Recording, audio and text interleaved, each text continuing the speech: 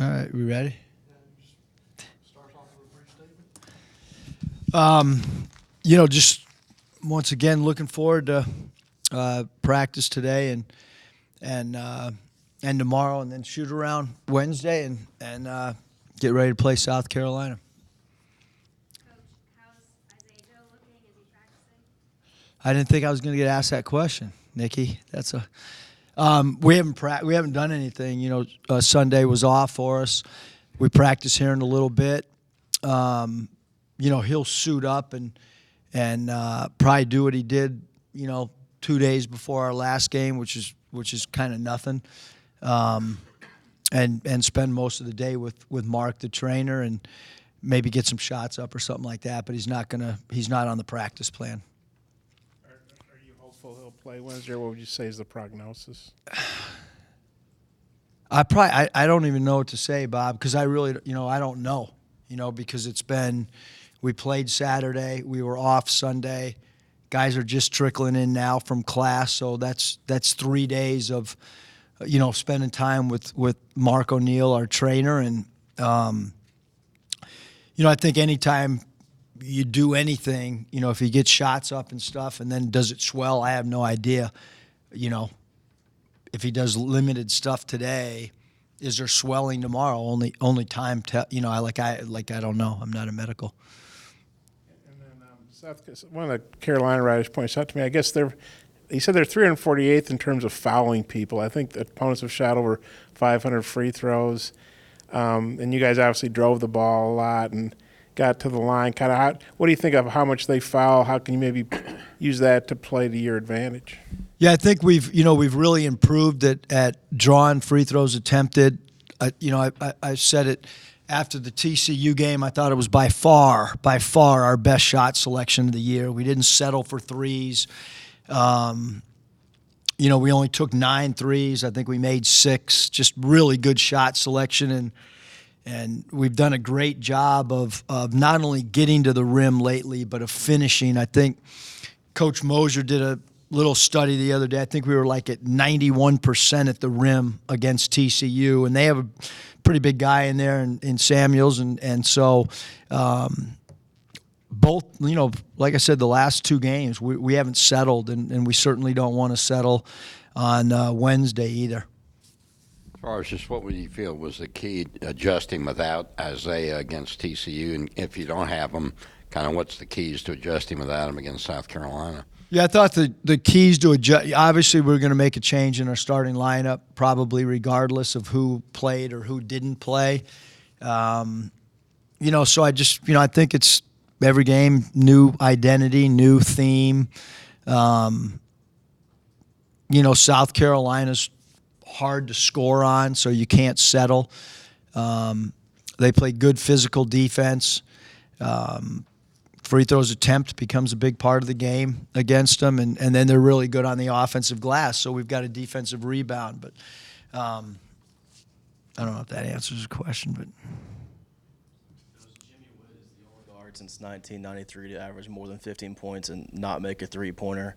You talked a lot about him this season, but what does that mean for him as a player, what he brings, and what does that say about his season so far? I think Jimmy, I said it after the games, one of the best defenders in all of college basketball. I think he's an NBA-type defender. The best part about Jimmy is he knows who he is. And when any time that you're a coach, I think kind of in any sport, it's like, does a player understand who he is? Does he understand his strengths and weaknesses? Does he try to stay within who he is as a player? I never have to tell Jimmy, stop shooting threes. He knows not to shoot threes.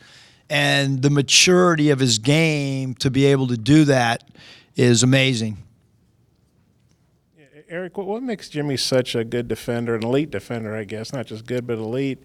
And how, maybe if you watched film of him at SMU, how has he improved as a defender under you guys? Yeah, I didn't watch much film of him at SMU. I looked at his rebounding numbers and knew that he could get to the rim and score around the rim based on statistical analysis and so forth. We didn't have enough time to really dive in and watch a ton of film of transfers at that time. It was more studying analytically how they would fit in, and casually I had watched his games. But I guess regardless of what makes him such an elite defender, maybe how has he improved since the start of practice? 7-foot wingspan, studies the scouting report, asks questions, understands defensive angles, doesn't crowd guys that are great dribble drive guys. He gives them an arm's length, but yet because of his great wingspan can contest three balls. I think most importantly, he wants to guard the opposing team's best player 1 through 4, and he takes that as a challenge. Some guys hide from it. You know, when you bring your team together and you say, hey, who wants to guard Bain? His is the first hand up. Or you're getting ready to play Indiana on the road, and who's going to guard Jackson Davis? He puts his hand up right away. You're like, come on, man, you're our point guard. You sure you want to guard their 4 or 5 man? Yep, let me take it.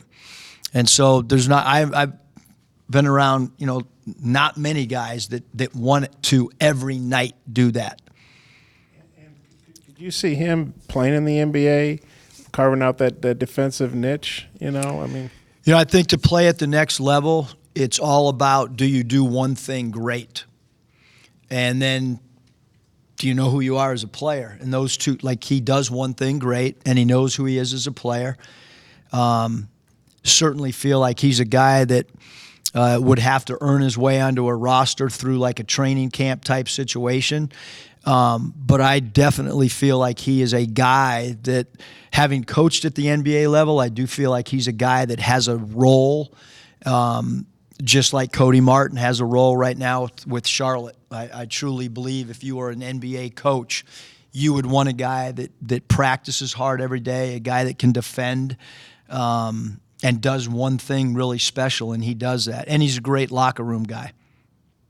Yeah, Coach, you've talked in the past about how Jalen, when he's on the floor, kind of changes the pace of the game for you guys. It seems like sometimes when he brings the ball across half court, 27, 28 seconds left on the shot clock. Have you noticed maybe how that maybe impacts you guys' efficiency offensively? Yeah, I mean, we talk about it all the time. Like, we don't want walk-ups, meaning we don't want to walk the ball up the floor. We don't want look-ats, meaning look over at the bench and get a play call.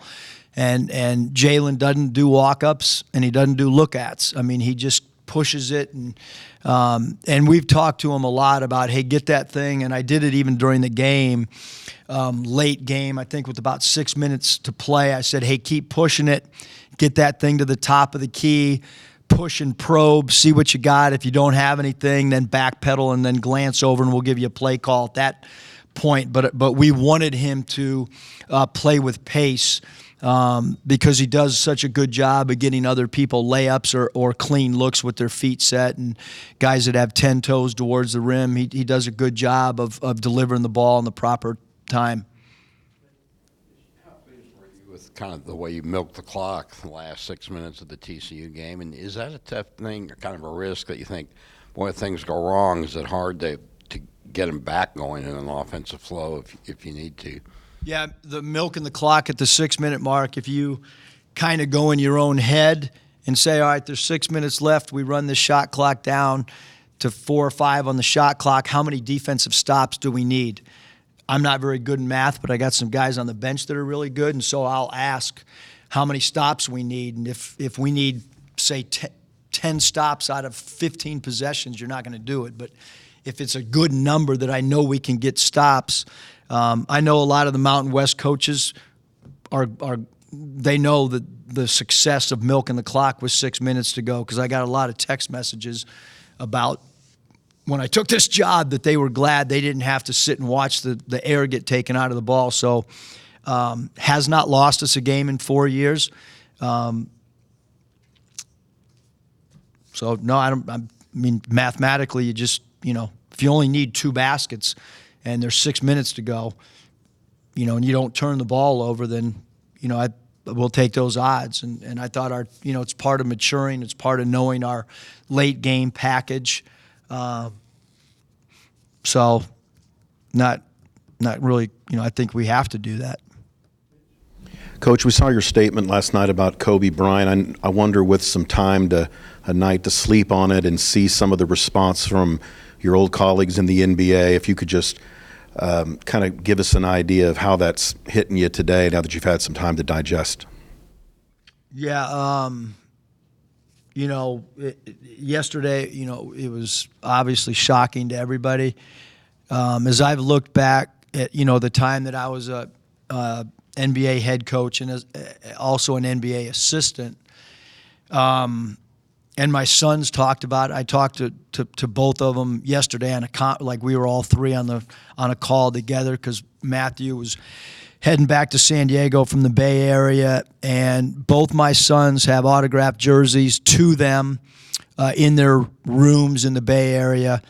Obviously, Michael put a picture out when I was an assistant with the Grizzlies. Kobe was really unique. Right before that picture with Michael, one of the other Grizzlies assistants had asked for something from Kobe, and he said no.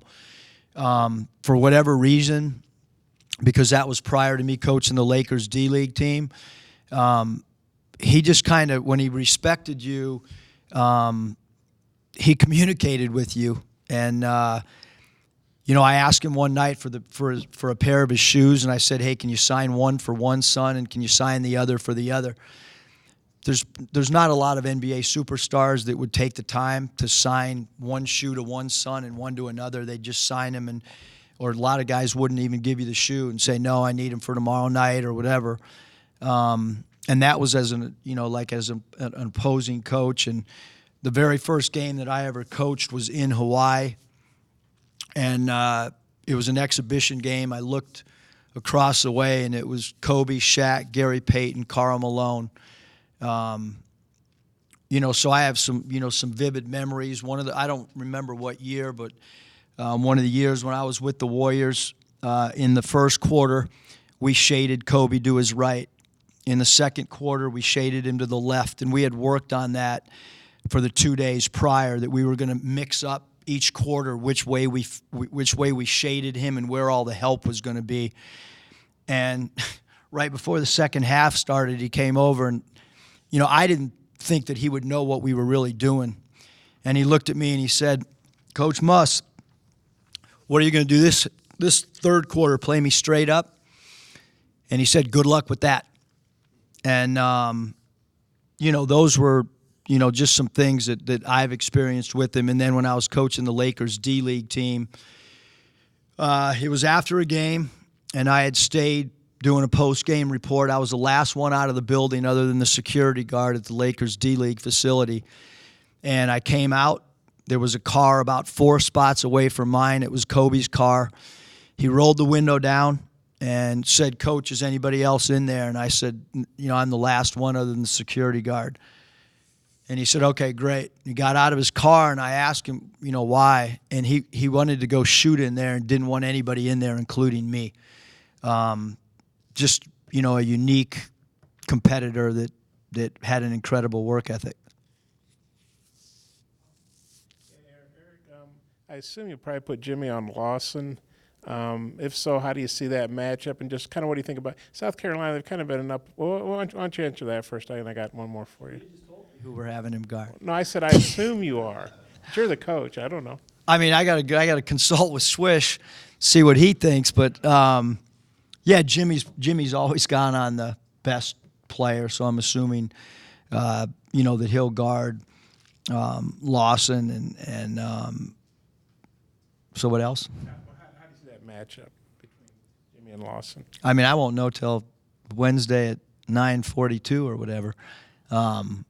I mean, Lawson's a tough cover, and I could see other people guarding him too, though, in all honesty, because the kid 5's playing well for him too at the guard spot and creates mismatches as well. So Jimmy could be on him for some stretches of the game. And then you look at South Carolina. I mean, they've been good enough to win at Virginia. They've been good enough to beat Kentucky, but they've played poorly enough to lose to Stetson and Boston University. Kind of what are you expecting from them? Because they've been kind of inconsistent. I mean, we got to expect to get South Carolina's best, game. Obviously, their non-conference schedule is what it is, but in conference, just like last year, they're playing really well. we expect to see a really good team, like you mentioned. They've gotten themselves really ready to play against the Virginias and the Kentuckys and people like that. And the Kentucky game was back and forth, and they got stops when they needed, and they scored when they needed. And I think anytime you play a program that's beaten Virginia and beaten Kentucky, you better bring your A game or else. And so that's how we approach South. I think they're a really good team. 4, mine, and 1 there. So, sorry. No, have you run across Frank Martin much? And he's kind of an elder statesman, well-regarded guy in the league. What do you think of him? Yeah, I mean, I've been in different situations, like in health clubs at the Final Four a couple different times, and just had those type of conversations, but certainly don't have the relationship with Coach Martin that I do with people like, Tom Crean and Coach Cal and even Rick Barnes. I mean, so I can't comment if I really don't know someone really well. Thanks.